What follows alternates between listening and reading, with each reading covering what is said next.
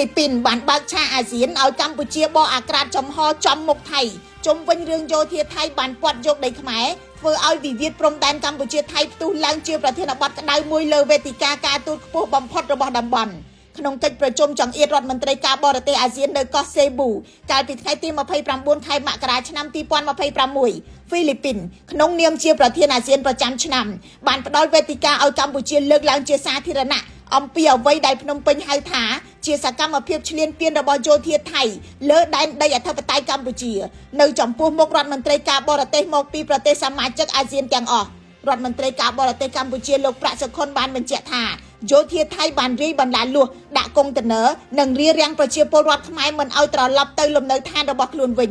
យោងតាមក្រសួងមហាផ្ទៃកម្ពុជាពលរដ្ឋខ្មែរប្រមាណ 120,000 នាក់នៅមិនអាចត្រឡប់ទៅផ្ទះបានមន្ត្រីមូលដ្ឋានបញ្ជាក់ថាផ្ទះនិងដីធ្លីមួយភាគធំត្រូវយោធាថៃពាត់យកខណៈដែលមួយចំណែកទៀតប្រជាជនមិនហ៊ានវិលត្រឡប់វិញព្រោះកងទ័ពថៃប្រដាប់ដោយអាវុធនៅបន្តឈរជើងក្រសួងរៀបចំដែនដីកំពុងកំណត់ទីតាំងថ្មីដើម្បីសាងសង់ជំរកបណ្ដោះអាសន្នសម្រាប់ជនភៀសសឹកទាំងនោះបន្ទាប់ពីការលើកឡើងរបស់កម្ពុជាហ្វីលីពីនបានបើកឱកាសឲ្យថៃឆ្លើយតបភ្លាម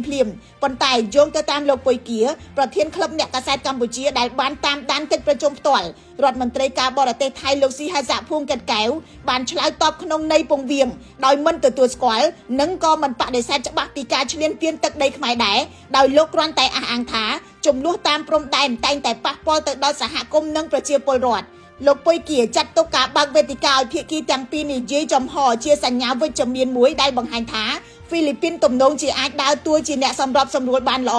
និងថារដ្ឋមន្ត្រីការបរទេសអាស៊ានបានយល់ច្បាស់ពីស្ថានភាពពិតដែលកម្ពុជាកំពុងប្រឈមជាក់ស្ដែងតំណាងប្រទេសវៀតណាមបានលើកឡើងថាការប្រើប្រាស់កម្លាំងមិនមែនជាវិធីដោះស្រាយបញ្ហាព្រំដែនឡើយទោះយ៉ាងណាអ្នកវិភាគនយោបាយនិងទំនាក់ទំនងអន្តរជាតិដូចជាលោកកិនភៀនិងលោកសេងវ៉ាន់លីបាននិយាយថាការយល់ដឹងឬក៏ដឹងឮរបស់អាស៊ាននៅលើវេទិកានិងការដាក់សម្ពាធពិតប្រាកដទៅលើថៃគឺជារឿងពីរផ្សេងគ្នាពួកគេយល់ថាហ្វីលីពីនមានទំនាក់ទំនងជិតស្និទ្ធជាមួយថៃខណៈដែលប្រទេសអាស៊ានជាច្រើនផ្សេងទៀតគិតពីប្រយោជន៍ជាតិរបស់ខ្លួនជាមុនដូច្នេះការរុញឲ្យថៃដកទ័ពឬក៏ប្រគល់ទឹកដីដែលឈ្លានពានយកពីកម្ពុជាគឺជារឿងលំបាកខ្លាំងតាមរយៈកិច្ចប្រជុំនេះអាស៊ានបានព្រមព្រៀងបន្តអាណត្តិរបស់ក្រុម AOT រយៈពេល3ខែបន្ថែមទៀតដើម្បីបន្តសង្កេតការណ៍ទៅលើវិវាទព្រំដែននេះខ្ញុំរស់សុធាពី News Today NTTV